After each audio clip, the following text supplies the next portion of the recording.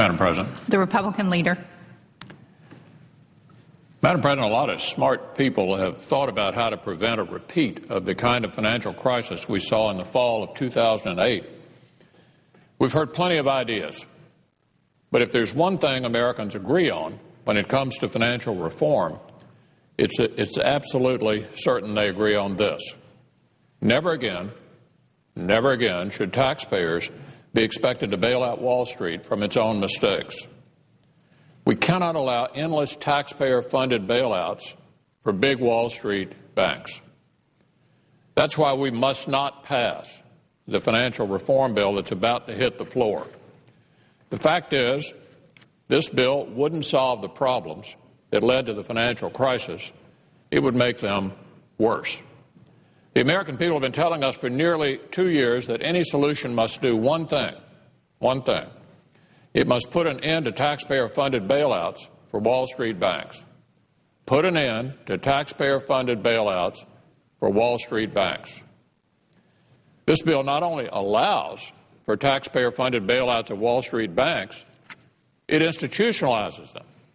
Let me say that again. This bill not only allows for taxpayer-funded bailouts for Wall Street banks, it actually institutionalizes them. The bill gives the Federal Reserve enhanced emergency lending authority that is far too open to abuse. It also gives the Federal Deposit Insurance Corporation and the Treasury broad authority over troubled financial institutions without requiring them to assume real responsibility for their mistakes.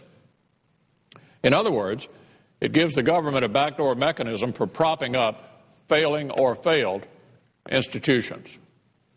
A new $50 billion fund would also be set up as a backstop for financial emergencies.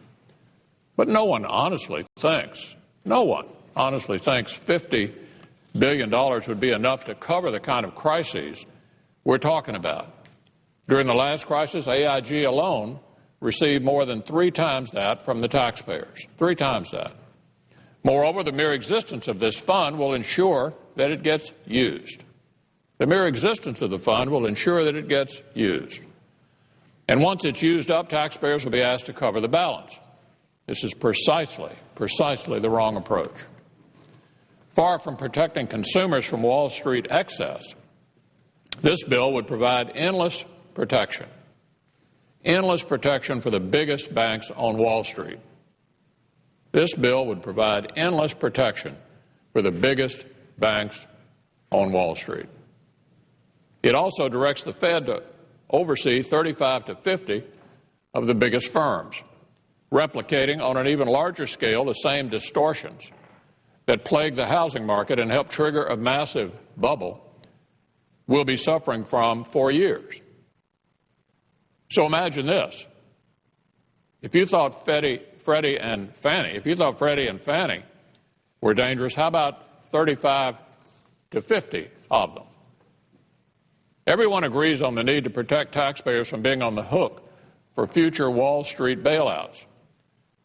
But this bill would all but guarantee that the pattern continues. We need to end the worst abuses on Wall Street without forcing the taxpayer to pick up the tab. End the worst abuses on Wall Street without forcing the taxpayer to pick up the tab. That's what Republicans will be fighting for in this debate. The taxpayers have paid enough already. Taxpayers have paid enough already.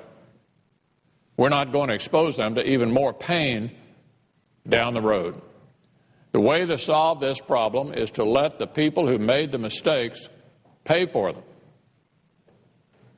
The way to solve the problem is to let the people who made the mistakes pay for them. We won't solve this problem until the biggest banks are allowed to fail.